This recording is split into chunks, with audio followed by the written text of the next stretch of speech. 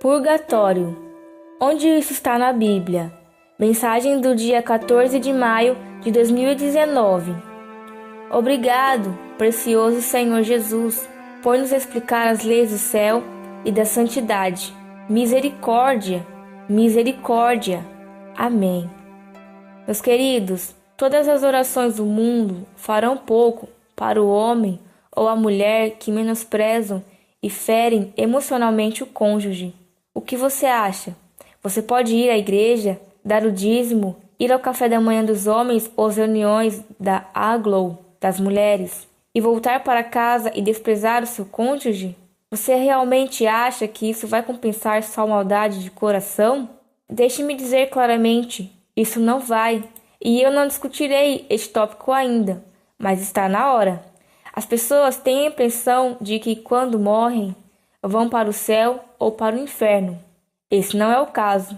Não de acordo com Jesus ou o ensinamento dos apóstolos, a igreja primitiva ou até mesmo o povo judeu. Eles frequentemente vão para um lugar de purificação que a Escritura descreve como prisão em 1 Pedro 3,19.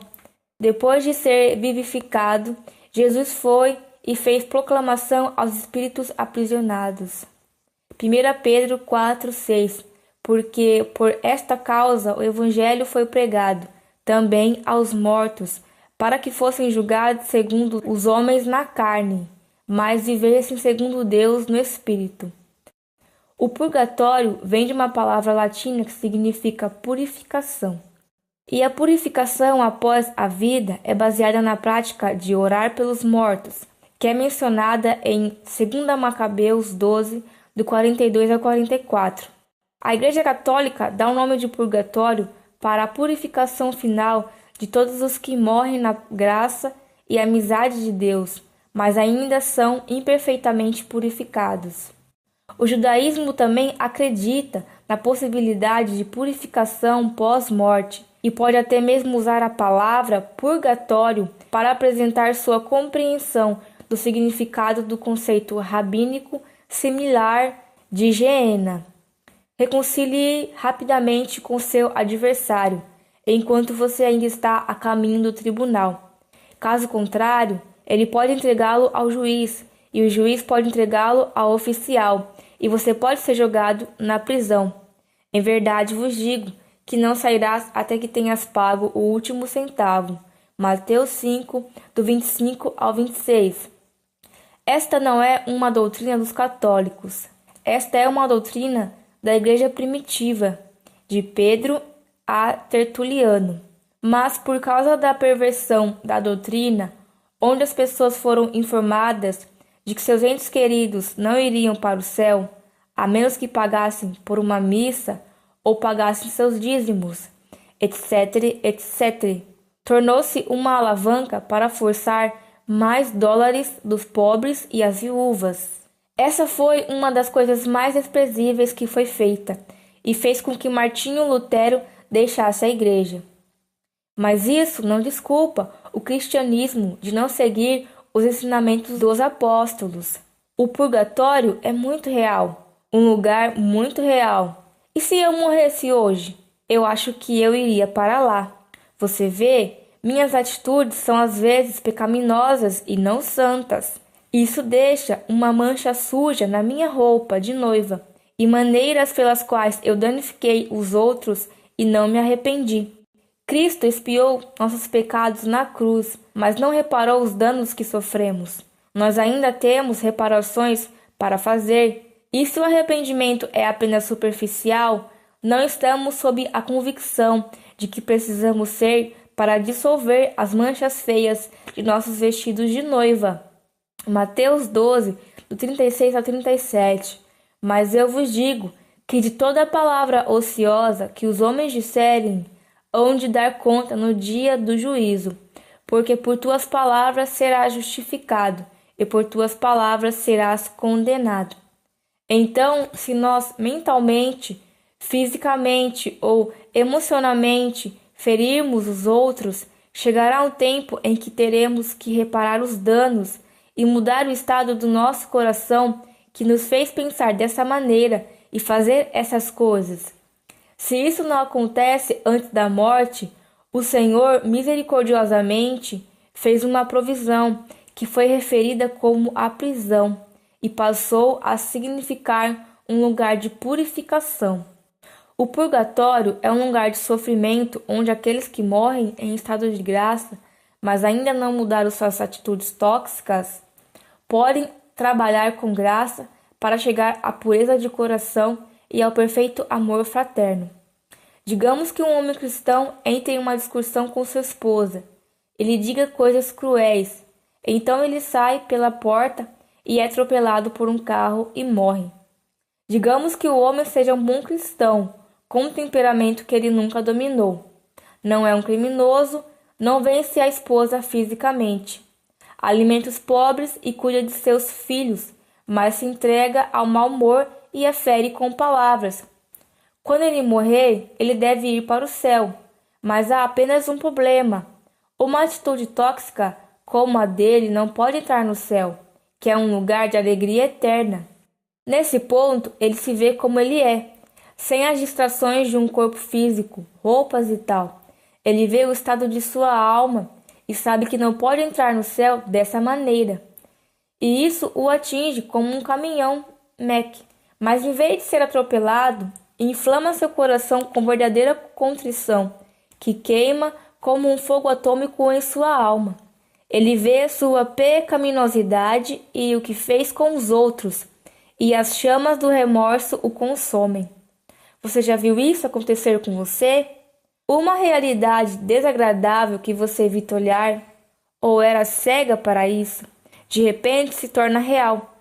Como obter um resultado positivo em um teste de gravidez quando você tem 16 anos e todo seu mundo desmorona em ondas de medo ao seu redor?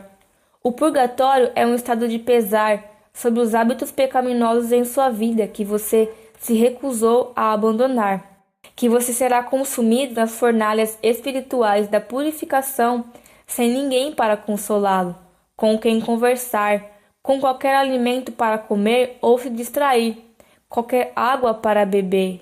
É um lugar de total tormento espiritual. No entanto, se você perguntasse à pessoa se ela queria sair, ela responderia: não até eu poder ir para o céu. O céu aparece diante deles. Jesus os visita. A Mãe Santíssima os visita. E eles ocasionalmente recebem consolações e fortalecimento das graças. Jesus fez uma provisão. Se este lugar é um lugar físico, que eu costumo acreditar, ou não, o homem fica chocado com o estado de sua alma e está em chamas em seu corpo espiritual, com dor e remorso por esse terrível hábito. Então Jesus o leva para um lugar onde outras almas estão passando por purificação, e a graça trabalha com ele até que ele se arrependa totalmente e esteja livre dessa atitude. Então ele está limpo e pronto para entrar no céu. Lembro-me que Jesse Duplantis falou sobre um edifício no céu, no qual ele não tinha permissão para entrar. Era muito, muito grande, e imaginei que era o purgatório. Eu tive um sonho uma noite que Ezequiel e eu estávamos em um avião, e caiu e nós morremos.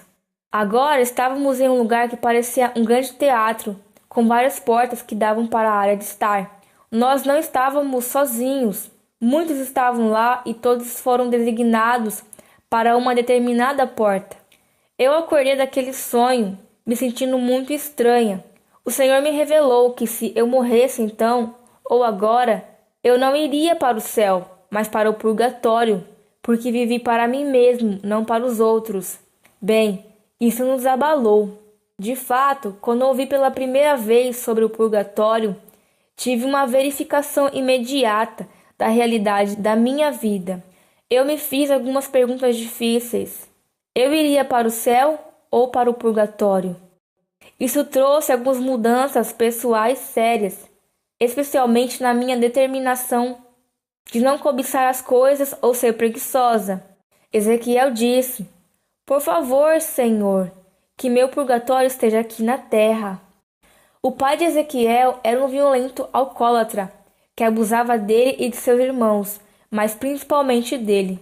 Seu pai só tinha isso para ele, e isso é bastante comum entre as almas das vítimas e aquelas chamadas ao ministério. Satanás as persegue desde a infância.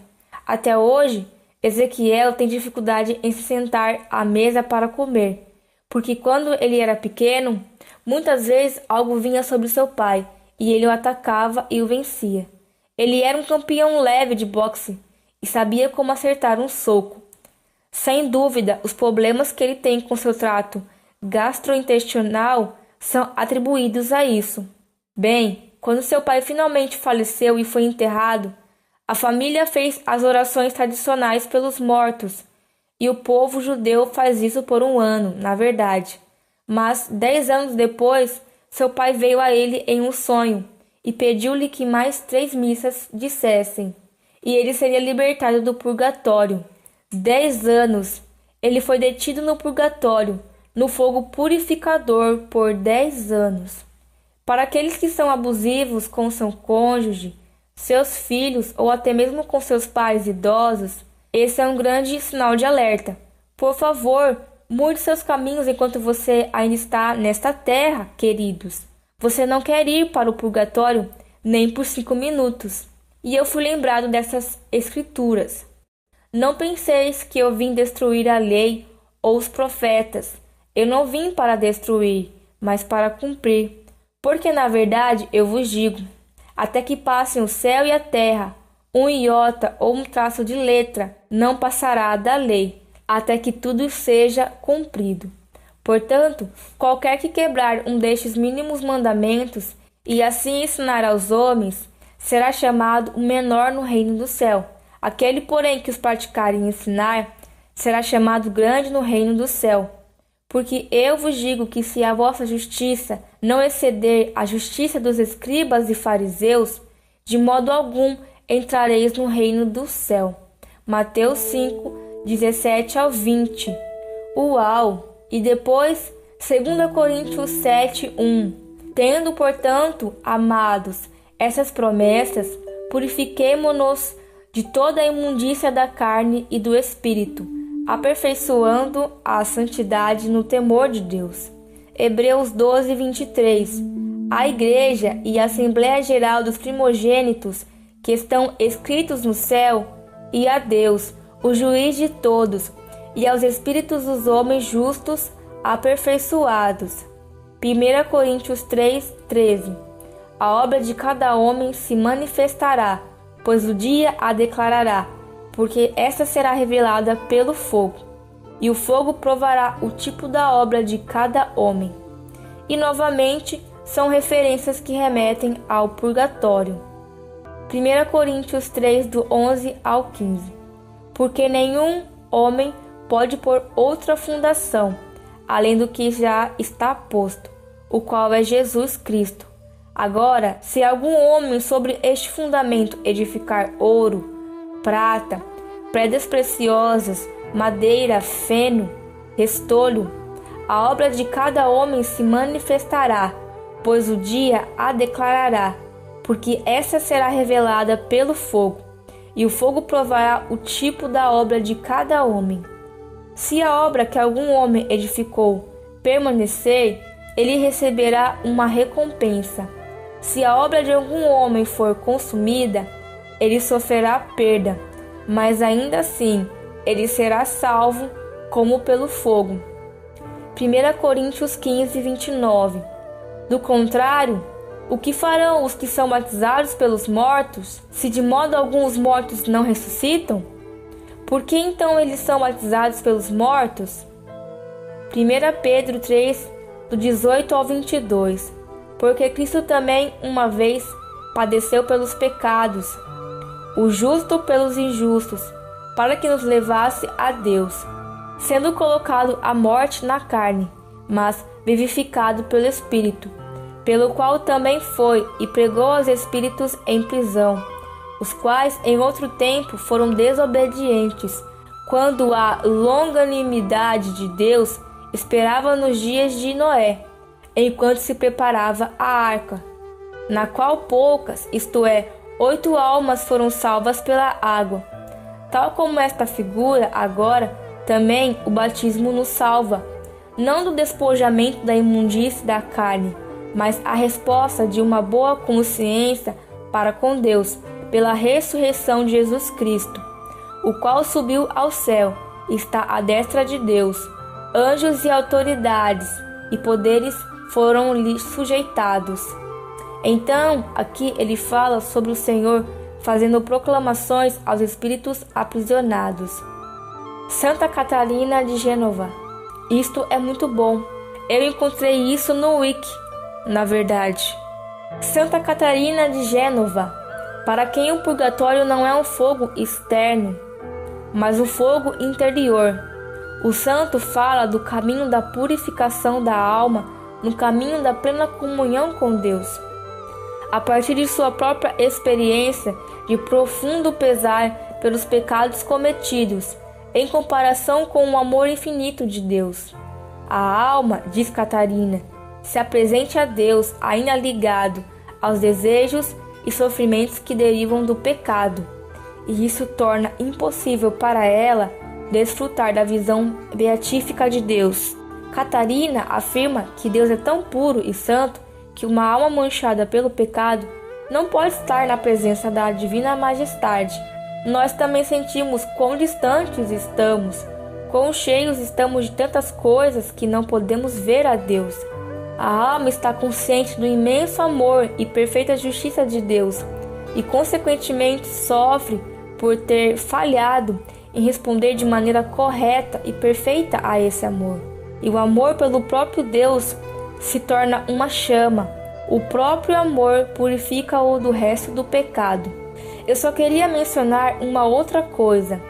Na época em que eu estava colocando o site da Nossa Senhora Luz do worlds.org juntos, eu tive que fazer um artigo sobre o purgatório, que está lá, e eu precisava de uma foto. Uma mulher acabara de morrer recentemente. Fui ao meu fogão a lenha, e tirei algumas fotos. E quando olhei para elas, descobri que uma das fotografias parecia muito clara, como uma mulher dançando no fogo. Foi tão claro. Isso é o que eu usei para este ensinamento. Foi definitivamente um presente do Senhor. Jesus, você tem algo para adicionar? Meu coração por você, meu povo, é que na hora de sua morte, você voe para o céu, desimpedido, direto para os meus braços que esperam, que você coma os frutos e ervas das árvores ao longo do rio da vida e esteja totalmente curado e restaurado dos danos causados a você na terra. Quero que cada um de vocês me veja face a face, mas isso não pode acontecer de forma clara e completa até que as camadas de filme do pecado sejam lavadas.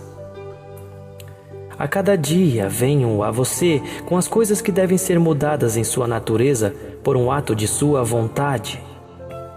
Eu te banho de amor e te afirmo, para que, fortalecido, você possa evitar ocasiões de pecado. Eu te amo ternamente, para que você possa, por sua vez, mudar sua raiva e rancor para amar os outros e evitar as chamas do purgatório. Mas, se você não vier a mim todos os dias e gastar o tempo necessário para que essas curas aconteçam, você sairá pela porta e continuará a ofender-se mutuamente porque lhe falta compaixão e amor. Você está faltando porque você não está colocando a prioridade certa em estar comigo um a um. Quando esse dia chegar, o dia de sua partida da terra, despojado de todas as distrações e sensações terrenas, você ficará diante do meu espelho e verá todas as imperfeições e padrões habituais do pecado. Você sentirá sua falta de amor e sua raiva profundamente e se reconhecerá cheio do tóxico veneno do rancor, ganância, luxúria, e tantos outros pecados que você permitiu criar raízes e viver em você. Você sabia que essas coisas estavam lá, mas não percebeu que chegaria a hora em que você, não eu, teria que trabalhar através delas para atravessar os portões do paraíso. Oh, que dia será esse! Glorioso para aqueles de vocês que choraram por seus defeitos e pecados, porque, embora você tenha sido fraco e caído antes de vir para o céu, se você fosse resoluto e conquistasse a si mesmo diariamente, a misericórdia seria estendida a você. Foi a sua determinação, apoiada pela ação, que ganhou o perdão. Mas, para os outros que evitam esse dia, será terrível. Você vai tremer diante do meu espelho e querer correr e se esconder. Tão imundo você aparecerá para si mesmo e todos no céu. Por favor, considere a prioridade número 1 em passar um tempo de oração profundo comigo e arrepender-se por suas indiscrições. Arrependa-se e corrija os danos que você causou a outras almas. Venha a mim, pedindo a graça da verdadeira contrição e misericórdia. Eu, da minha parte, farei o que puder para levá-lo ao estado em que você pode finalmente estar comigo e com os santos no céu. Meus filhos, vocês devem passar pelo fogo do remorso por seus pecados habituais que você se recusou a conquistar. Estes não podem ir com você ao céu. Eles devem ser completamente superados. Eu sei que vocês, que são de origem protestante, vão chutar este ensinamento e esta realidade. Mas devo abster-me de dar a vocês porque os outros mentiram para vocês e não formaram suas consciências apropriadamente? Ou eu deveria lhe dar a oportunidade de mudar, enquanto ainda há tempo para vocês? Eu os amo muito. Eu não posso reter a verdade de vocês para que vocês não incorram em dívidas maiores em suas vidas. Quando contei a parábola do convidado na festa de casamento, mencionei que um deles estava impropriamente vestido. Aquele que não havia feito nenhum esforço para corrigir suas falhas e reparar o dano que causou aos outros. Eis porque ele foi excluído. E assim você pode verificar com isso que não será levado no arrebatamento, a menos que tenha conquistado suas faltas ou esteja sinceramente comprometido em conquistá-las todos os dias. Neste caso, você certamente receberá misericórdia e virá comigo. Eu as amo, amadas noivas. Amo com tanta ternura quando vejo vocês lutando todos os dias para vencer as tentações e os pecados.